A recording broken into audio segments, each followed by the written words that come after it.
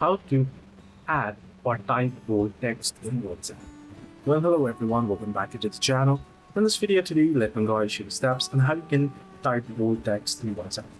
Well, to type bold text in WhatsApp, what you have to do is simply open up WhatsApp.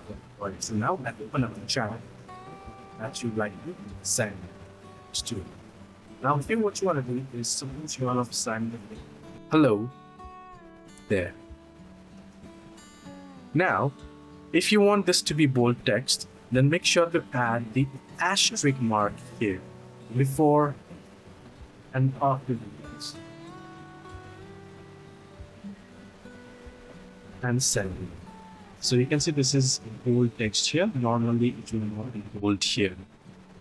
Just simply send it.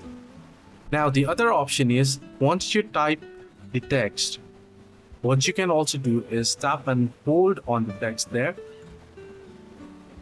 and select the text, and then you can see the bold font option there and you can send it as well.